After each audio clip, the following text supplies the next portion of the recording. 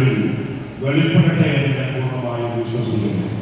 ഇങ്ങനെ ഈ കൂട്ടായ്മയിൽ അല്ലെങ്കിൽ പരിശുദ്ധാത്മാവിനാൽ നിയോഗിക്കപ്പെട്ട് കർത്താവിന്റെ ഉടമ്പടിക്കായി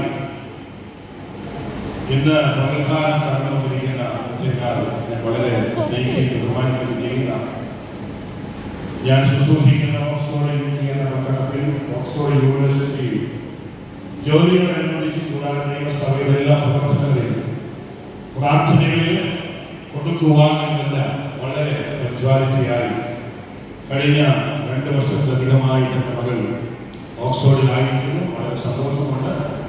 സാധാരണ ഞാൻ അങ്ങനെ ട്രാവൽ ചെയ്ത് പോകാറില്ല. പക്ഷേ ദൈവത്തിൻ്റെ നിയമം വന്നതുകൊണ്ടാണ് തീർച്ചയായും എൻ്റെ കൂടെ ശുശ്രൂഷിക്കുകയും കോയർ മെമ്പറുമൊക്കെയായി പ്രവർത്തിക്കുകയും ചെയ്യുന്ന ജിൻസി വിവാഹത്തിന് എന്നവിടെയായിരുന്നു കർത്താവ് ക്രമ ചെയ്തു. അതിനുവേണ്ടി എന്നെ ക്ഷണിച്ച കുടുംബങ്ങൾക്കുള്ള ആരംഭത്തിന് നന്ദിയും ഞാൻ ദൈവനാമത്തിൽ ഓർപ്പിക്കുന്നു. വിവാഹത്തിലെ പ്രവേശിക്കാൻ ഇവിടെയായിരിക്കുന്ന സന്തോഷത്തോടെ കുടുംബങ്ങളൊക്കെ ആയിരിക്കുകയാണ്. അവരെ ഓർത്ത് സ്തോത്രം ചെയ്ത് പ്രത്യേക വിവാഹത്തിലേക്ക് കരം പിടിക്കുന്ന സിജു ദൈവനായി കർത്താവ് സ്തോത്രം ചെയ്യുന്നു. ഇരു കുടുംബങ്ങളെ കർത്താവ് ഇനി മുതൽ 2-1 നിമിഷത്തിനായി കുടുംബങ്ങളിൽ പാസ്റ്റർ സാമച്ചൻ അച്ചായനോട് കൂടെയുണ്ട്. Thank you. ആൻഡ് എന്നോട് ബഹുമാനിക്കുന്ന പാസ്റ്റർ ബ്രദർ സുരേഷ് ബാബു തുടങ്ങിയ പാസ്റ്റർ രാജേശ്വരപ്പാറ പാസ്റ്റർ കുമാരശീലൻ കൂടാതെ ഇതിന് നേതൃത്വം അല്ലെങ്കിൽ ലീഡ് ചെയ്യുന്ന ജോസ് കുമാർ പാസ്റ്റർ എല്ലാ ദേവദാസന്മാരെയും കർത്താവിൽ വന്ദനം ചെയ്യുന്നു. കർത്താവിൽ ധാരാളമായി ലഭിച്ചിരിക്കുന്ന ഒരു ചെറിയ നിമിഷപരിതമായി സംസാരിക്കുന്ന ആളുകളുടെ പിന്നാലെ എന്നേക്കാൾ ശക്തനായ ദേവദാസൻ എൻ്റെ പുറകെയുണ്ട്. ഞാൻ ജസ്റ്റ് ഒരു സ്നാക്സോ അല്ലെങ്കിൽ ഒരു സമാസം കർത്താവ് അതിനായി നിയോഗിച്ച് സ്തോത്രം ചെയ്യും. വിവാഹത്തിലേക്ക് പ്രവേശിക്കാൻ നമ്മൾ ഒരുക്കപ്പെടുകയായിരിക്കുമ്പോൾ കുടുംബ ബന്ധത്തിന് ദൈവം വളരെയധികം പ്രാധാന്യം കൊടുത്തിട്ടുണ്ട്. യേശുവിന്റെ മിനിസ്ട്രിയിൽ പോലും ആരംഭം ഒരു വിവാഹ വീട്ടിലായിരുന്നു. വിവാഹം എന്ന് പറയുമ്പോൾ ദൈവത്തിന് ഒത്തിരി ഇഷ്ടപ്പെട്ട ഒരു കാര്യമാണ്. ദൈവത്തിന്റെ പ്രവർത്തിക്കുന്ന യോഹന്നാൻ സുവിശേഷം 2-ാം അധ്യായം പറയുന്നു, യേശു അടയാളങ്ങളുടെ ആരംഭമായി ഗലീലയിൽ കനാ വെച്ച് തന്റെ മഹത്വം വെളിപ്പെടുത്തി. യേശുവിനെ ക്ഷണിക്കുന്ന ഭവനത്തിൽ ബിരിയാണികൾക്കുള്ള മഹത്വമാണ് വെളിപ്പെടുന്നത്. ഇന്ന് സേനവും ജൻസിയുമായി വിവാഹം ഇവിടെ നടക്കുമ്പോൾ ഞാൻ പൂർണ്ണമായി വിശ്വസിക്കുന്നു ദൈവിക മഹത്വത്തിന് നൽകിയായിരിക്കും ദൈവത്തിന്റെ ഈ ഫെലോഷിപ്പ് അല്ലെങ്കിൽ ഉടമ്പടി നടക്കുവാൻ പോകുന്നത്. ഏതൊരു ഭൂഗാമനത്തിൽ മനുഷ്യനെയും സ്ത്രീയെ ഒരേ ശരീരത്തിൽ നിർമ്മിച്ചതായി ഉണ്ടാക്കിയതായി പഠിക്കുന്നു. അതിനുശേഷം മൃഗങ്ങൾ, കന്നുകാലികൾ, പറവജാതികൾ, കാട്ടുമൃഗങ്ങൾ എല്ലാം മുമ്പിലൂടെ കടന്നുപോയി പേരുകൾ ഈ മനുഷ്യൻ പറയുകയുണ്ടായി. അതിനുശേഷം അതിനകത്ത് നോക്കി മനുഷ്യനെ പറ്റിയ തുണയുണ്ടോ എന്ന് ഒന്നും കണ്ടെത്തിയില്ല. കാരണം മനുഷ്യൻ നിന്നത് ഒരു മഹത്വത്തിലായിരുന്നു. മഹത്വം മാറുന്നതുകൊണ്ടാണ് ഇന്ന് ലോകത്തിൽ മനുഷ്യന്റെ വിവാഹത്തിന്റെ സിസ്റ്റമൊക്കെ മാറിക്കൊണ്ടിരിക്കുന്നത്. മഹത്വത്തിലേക്ക് രണ്ടുപേരും നടന്നു നീങ്ങിയതുകൊണ്ട് വചനപ്രകാരം ഒരു പുരുഷനും ഒരു സ്ത്രീയും വിവാഹം കഴിക്കുന്നു. ക്രിസ്തീയ സമൂഹം പോലും ഇന്ന് മാനേജിംഗ് സിസ്റ്റങ്ങളെ മാറ്റിക്കൊണ്ടിരിക്കുമ്പോൾ ഇന്ന് പകർന്നിരിക്കുന്ന എന്റെ കുടുംബങ്ങളോട് പറയട്ടെ, വചനപ്രകാരം ഉള്ള വിവാഹമാണ് ഇന്ന് പകൽ ഇവിടെ നടക്കുന്നത്. യുണൈറ്റഡ് കിങ്ഡത്തിലും ക്രിസ്ത്യൻ സഭകളിൽ വിവാഹത്തിന്റെ സിസ്റ്റങ്ങൾ മാറിക്കൊണ്ടിരിക്കുന്നു. ഇന്ന് പകൽ ഈ ശുശ്രൂഷയിലായിരിക്കുന്ന എനിക്ക് നിങ്ങളോട് പറയാനുള്ളത്, ദൈവത്തിന് ക്ഷണിച്ചിട്ടുണ്ടെങ്കിൽ, ദൈവത്തിന് പ്രാധാന്യം കൊടുത്തിട്ടുണ്ടെങ്കിൽ, ദൈവം നമ്മുടെ വീടിനകത്ത് വന്നിട്ടുണ്ടെങ്കിൽ കുറവുകളെ മാറ്റുവാൻ, നമ്മുടെ ബലഹീനതകളെ മാറ്റുവാൻ, നമ്മുടെ നിന്ദകളെ മാറ്റുവാൻ ദൈവത്തിന്റെ മഹത്വത്തിന് കഴിയും. ഇന്ന് ഞാൻ വിശ്വസിക്കുന്നു ഈ മഹത്വത്തോടെ വിവാഹത്തിലേക്ക് പ്രവേശിക്കുന്ന 2 കുഞ്ഞുങ്ങളും അവരുടെ ലൈഫിൽ കുറവുകളുണ്ടാവാം, കുറ്റങ്ങളുണ്ടാവാം, ഇല്ലായ്മകളുണ്ടാവാം. എന്നാൽ ദൈവ മഹത്വപ്രകാരം ഒരു വിവാഹം നടക്കുന്നതുകൊണ്ട് അവിടെ സകലത്തെ നിയന്ത്രിക്കാൻ കഴിയുന്ന പരിശുദ്ധാത്മാവ് നിങ്ങളുടെ ലൈഫിൽ എന്നും ഉണ്ടാകുമെന്ന് ഞാൻ പൂർണ്ണമായി വിശ്വസിക്കുന്നു. കാരണം ദേശീയ ചില നാളുകളായി, ചില വർഷങ്ങളായി ഞാൻ കാണുന്നുണ്ട് പ്രാർത്ഥനയിൽ വളരെയധികം പ്രാധാന്യം കൊടുക്കുന്നു. വളരെ ജോലി തിരക്കിട്ടുള്ള നിമിഷങ്ങളാണെങ്കിലും പ്രാർത്ഥനയ്ക്ക് പ്രാധാന്യം കൊടുക്കുന്നവരെ ദൈവം മാനിക്കും. ഇങ്ങനെ നമ്മൾ പറയുന്നത് prayer together, stay together. നിങ്ങൾ ഒരുമിച്ച് പ്രാർത്ഥിക്കുമ്പോൾ നിങ്ങൾ ഒരുമിച്ച് ദൈവരാജ്യത്തോട് ഇടവരും. ഞാൻ ഒരു കാര്യം പറഞ്ഞിരിക്കാൻ ആഗ്രഹിക്കുന്നു. ആരംഭത്തിലെ ദൈവസഭയ്ക്ക് എല്ലാവരുമായ ഗ്രീറ്റിംഗ്സും ബ്ലെസ്സിങ്ങും നേടുന്ന കാരണം മറന്നുപോകാൻ പാടില്ല. സഭയായ എല്ലാവരും ലൈവ് കാണുന്നു.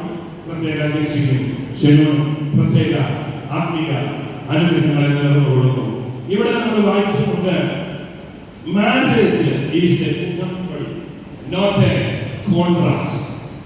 വിവാഹം ഒരു ഉടമ്പടിയാണ്. അതൊരു കോൺട്രാക്ട് 2 വർഷത്തേക്കോ 3 വർഷത്തേക്കോ ഉള്ളതല്ല. ലൈഫ് ടൈം കമ്മിറ്റ്മെന്റ് ആണ്. ജീവിതകാലം മൊത്തം ഒരു ഭാര്യയും ഒരു ഭർത്താവുമാണ് വചനം നമ്മളെ പഠിപ്പിക്കുന്നത്. അത് യൂണിയൻ വിത്ത് ഗോഡ്, ദൈവവുമായുള്ള ബന്ധത്തിൽ വിവാഹം നടക്കുകയാണ്. ജനസിസ് 2 മനുഷ്യൻ എല്ലാത്തിലും നോക്കി വിഷമം കേട്ടില്ല. പക്ഷെ ദൈവം ഏറ്റവും ബെസ്റ്റ് ആയത് കൊടുത്തു. അഞ്ചാം അധ്യായം അതിന്റെ 22ാമത്തെ വാക്യം നമ്മൾ വായിക്കുന്നില്ല. അത് 2 കാര്യം പങ്കെടുത്തിക്കൊള്ളാം. നിങ്ങൾക്ക് എന്തൊക്കെയുണ്ടോ അത് ഷെയർ ചെയ്യുവാനുള്ള മനോഭാവം ഉണ്ടാകും. 2, serve each other, love and joyfully. എന്ത് സെർവ് ചെയ്യുമ്പോഴും നിങ്ങൾക്ക് സന്തോഷവും ആനന്ദത്തോടെയായിരിക്കും. 3, love each other. 4, take time to respect each other. നിങ്ങൾ സമയം കണ്ടെത്തി അന്യോന്യം റെസ്പെക്ട് ചെയ്യാൻ കഴിയണം. 5, കമ്മ്യൂണിക്കേഷൻ കോൺസ്റ്റന്റ്ലി. കമ്മ്യൂണിക്കേഷൻ ഗ്യാപ്പ് വരാതെ നിങ്ങൾ എന്നും ജീവിതത്തെ കാണണം. 6, serve others and serve the Lord together. നിങ്ങൾ മറ്റുള്ളവർക്ക് സെർവ് ചെയ്യും. കൂടാതെ നിങ്ങൾ ഒന്നിച്ച് കർത്താവിന്റെ രാജ്യത്തിന് വേണ്ടി സെർവ് ചെയ്യാൻ കഴിയണം. ഹല്ലേലൂയ. എത്രയൊക്കെ സന്തോഷമുണ്ട് അക്കാലത്തിൽ ദൈവത്തിൽ പ്രവർത്തനം ചെയ്യുന്നവരെ.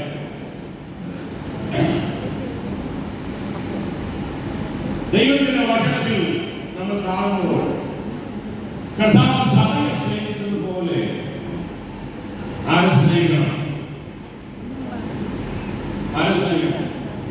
ഭാര്യമാരെ സ്നേഹിക്കണം. കാരണം ബൈബിളിൽ സ്നേഹിക്കണം, കീഴടങ്ങണം, പാപം ചെയ്യരുത്, ഇങ്ങനെയുള്ള കാര്യങ്ങളൊക്കെ എഴുതപ്പെടുന്ന പ്രത്യേക കാരണമാണ്. കാരണം അത് ചെയ്യാതിരിക്കാൻ ബുദ്ധിമുട്ടുള്ളത് കൊണ്ടാണ് പ്രത്യേകം അത് നോട്ട് ചെയ്യുന്നത്. ഭാര്യ ഭർത്താവിന് കർത്താവ് പോലെ എന്ത് ചെയ്യണം? കീഴടങ്ങിയിരിക്കണം. കാരണം ഭാര്യയ്ക്ക് അല്പം പ്രയാസമാണ്, അല്ലെങ്കിൽ സ്ത്രീക്ക് അല്പം പ്രയാസമാണ് കീഴടങ്ങാൻ. കർത്താവിന്റെ കയ്യിൽ സഭയെ ലഭിക്കുമ്പോൾ സഭ ഒരു റോ മെറ്റീരിയലായിരുന്നു. എങ്ങനെയാണ് സഭയെ സ്നേഹിച്ചത്?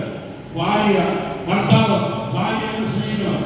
സാക്രിഫൈസോടെ, സാക്രിഫൈസോടെ വില കൊടുത്ത് സ്നേഹിക്കണം. യേശുവിന്റെ കയ്യിൽ സഭയെ റോ മെറ്റീരിയലായിട്ടാണ്. ആ റോ മെറ്റീരിയൽ കർത്താവ് ജീവൻ കൊടുത്തു സ്നേഹിച്ചു, ബ്യൂട്ടിഫുൾ ആയി മാറ്റപ്പെട്ടു. ലൈഫിൽ ഞാൻ കേട്ടിട്ടുണ്ട് ഒത്തിരി ആൾക്കാർ അങ്ങനെ ജീവിച്ചു പോകുന്നതേ ഉള്ളൂ, കുഴപ്പമില്ല. അങ്ങനെയല്ല. ലഭിച്ചിരിക്കുന്ന ജീവിതത്തിൽ കുറവുകൾ കാണാം. പക്ഷേ പരിശുദ്ധാത്മാവ് നിന്നുകൊണ്ട് ലഭിച്ചിരിക്കുന്ന ഈ ജിൻസിയാകുന്ന ഈ വ്യക്തിയെ എങ്ങനെയാണോ നന്നായി മെനഞ്ഞ് ദൈവരാജ്യത്തിനും കുടുംബ ജീവിതത്തിനും ഏറ്റവും ബെസ്റ്റാക്കി മാറ്റുവാൻ കഴിയുന്നതാണ് ദൈവ ജനത്തിന്റെ, ദൈവ മക്കളുടെ വചനത്തിന്റെ അടിസ്ഥാനത്തിലുള്ള കാര്യം. ഹല്ലേലൂയ. അടുത്ത വാക്യം ഇങ്ങനെ വായിക്കുന്നു. ജോൺ 10:10 കാണുന്നു, മരണവും ജീവനും സമൃദ്ധിയും ഉണ്ടാകുവാൻ ഞാൻ വന്നിരിക്കുന്നു. യേശു എങ്ങനെയാണ് സ്നേഹിച്ചത്? ജീവൻ സമൃദ്ധി ഉണ്ടാകുവാൻ. അങ്ങനെയാണെങ്കിൽ സഹോദരന്റെ ജനത്തിന്റെ ആ സ്നേഹം നിങ്ങളുടെ ലൈഫിൽ സമൃദ്ധി ഉണ്ടാകും. ജീവിതത്തിൽ സമൃദ്ധി ഉണ്ടാകും. ശാരീരികമായ സമൃദ്ധി ഉണ്ടാകും. സാമ്പത്തിക സമൃദ്ധി ഉണ്ടാകും. എല്ലാ വഴികളിലും ജീവിതത്തിൽ ഭവനത്തിൽ ഏറ്റവും സമൃദ്ധിയുള്ള അനുഗ്രഹിക്കപ്പെട്ട കുടുംബമായിരിക്കും. ഞാൻ എന്റെ വചനങ്ങളുടെ അവസാനിക്കാൻ ആഗ്രഹിക്കുന്നു. സമയം നമുക്ക് വളരെ കുറവാണ്. ദൈവമക്കളെ, യേശുവിന്റെ ആ ഉടമ്പടി ഉണ്ടായ ഉടമ്പടി ചില നിമിഷങ്ങൾ കഴിയുമ്പോൾ കഥാദാസൻ കൊടുത്ത് പ്രാർത്ഥിക്കുമ്പോൾ ഒരു വാരിയിൽ വലിച്ച് എടുത്തിട്ട് ഹൗവയെ ഉണ്ടാക്കി. ഇതാ എന്റെ നാരി. അങ്ങനെ ദൈവം അവനെ മുൻപിൽ നിർത്തി. അതിന്റെ അർത്ഥം ആദ്യം കണ്ടത് നമ്മുടെ കർത്താവിനെയാണ്. കർത്താവ് നിങ്ങളുടെ ലൈഫിൽ മിഡിലുണ്ടെങ്കിൽ ഈ ജീവിതത്തിൽ ഒന്നും കുറവുകൾ ഉണ്ടാകത്തില്ല. ഈ മഹത്വം നിങ്ങളുടെ ലൈഫിൽ നിലനിൽക്കട്ടെ. ഈ മഹത്വം നിങ്ങളുടെ കൂടെ നിൽക്കട്ടെ. ഈ മഹത്വത്തിൽ നടക്കുന്നവരാരും ലക്ഷിക്കപ്പെട്ടിട്ടില്ല. ഇന്ന് ഈ സ്വർഗീയ മഹത്വം ഇതിനെ നമ്മൾ വെളിപ്പെടുവാൻ, അന്യോന്യം കീഴടങ്ങുവാൻ, അന്യോന്യം സ്നേഹിക്കുവാൻ ഇരുവർക്കും കർത്താവ് കൃപ നൽകട്ടെ എന്ന് ഞാൻ പ്രാർത്ഥിക്കുന്നു. ദൈവിക മഹത്വത്തിൽ ഈ കുടുംബം മൂവ് ഓൺ ചെയ്യട്ടെ. ദൈവിക മഹത്വത്തിൽ നിങ്ങൾ രണ്ടുപേരും സംസാരിച്ചു തുടങ്ങട്ടെ. ദൈവിക മഹത്വത്തിൽ നിങ്ങൾ രണ്ടുപേരും കണ്ടു തുടങ്ങുമ്പോൾ ഒരു കുറവും നിങ്ങളുടെ ലൈഫിൽ ഉണ്ടാകത്തില്ല. എന്ത് മഹത്വം നമ്മളിൽ നിന്ന് പോകുമോ അന്ന് തുടങ്ങും ഭാര്യയിൽ കുറവ്, ഭർത്താവിന്മേൽ കുറവ്, കുടുംബത്തിനകത്ത് മൊത്തം കുറവ്. എന്നാൽ ദൈവത്തോട് എന്ന് ഫെലോഷിപ്പോടെ യാത്ര ചെയ്തിട്ടുണ്ടോ, ദൈവത്തിന്റെ ശബ്ദം എന്ന് അനുസരിച്ചിട്ടുണ്ടോ, ആ ശബ്ദത്തോട് ചേർന്ന് നടന്നിട്ടുണ്ടോ, ആ കുടുംബം എന്നും ഒരു അനുഗ്രഹമായിരിക്കും. നിങ്ങളുടെ കണ്ണുകളൊക്കെ ഒന്നടച്ച് തല ഉയർത്തി കുടുംബത്തിനായി ഒരു മിനിറ്റ് സ്തോത്രം ചെയ്ത് കർത്താവേ, ദൈവിക മഹത്വം ഈ രണ്ട് കുടുംബത്തിലും നിലനിൽക്കണം. ഏതൊക്കെ ഉണ്ടാവണമെങ്കിൽ കർത്താവിന് അല്ലെങ്കിൽ ദൈവം മനുഷ്യന്റെ മനസ്സറിഞ്ഞ് തക്ക തുണയെ കൊടുത്തതുപോലെ സിനിമ കഥാപ്രധാനമായി ജീവിത തക്ക തുണയെ കഥാവിനെ കൊടുത്തിട്ടുണ്ട്. കർത്താവെ, ഈ മഹത്വത്തിൽ ഇരുവരെയും കർത്താവ് നടത്തണം. കുറവുകളെ നികത്തുവാൻ കർത്താവിൽ യേശു വന്നതുപോലെ ശ്രമിക്കപ്പെട്ട ഈ കുടുംബത്തിൽ ഇന്ന് അവർ യേശുവിനെ സ്വന്തരിശിതാവായി അവരുടെ ഹൃദയത്തിൽ വിശ്വസിച്ചതുകൊണ്ട് കർത്താവിനോട് നടക്കുന്നതുകൊണ്ട് അവരുടെ കുടുംബത്തിൽ എന്ത് കുറവുണ്ടാലും നികത്തുവാൻ അപ്പനമ്മമാർ കാണത്തില്ല, കുടുംബങ്ങൾ കാണത്തില്ല, സാക്ഷ്യക്കാർ കാണത്തില്ല, ആരും കാണത്തില്ല. എന്നാൽ ഞാൻ പ്രസംഗിക്കുന്ന യേശു അവരുടെ കുടുംബത്തിൽ നിൽക്കും. ആ യേശു ആ കുടുംബത്തിന്റെ ലക്ഷ്യമാണ്. ഇന്ന് പകൽ എന്റെ ആത്മാവിൽ പരിശുദ്ധാത്മാവിൽ ഇരുവരോട് പറയട്ടെ, ഈ മഹത്വം നിങ്ങളെ ചുമക്കും, ഈ മഹത്വം നിങ്ങളെ നടത്തും. കർത്താവിനെ ദാനം അനുഗ്രഹിക്കുന്നത് എല്ലാവിധമായ ആത്മീയ അനുഗ്രഹങ്ങളും ആത്മീയമായും സാമ്പത്തികമായും കുടുംബ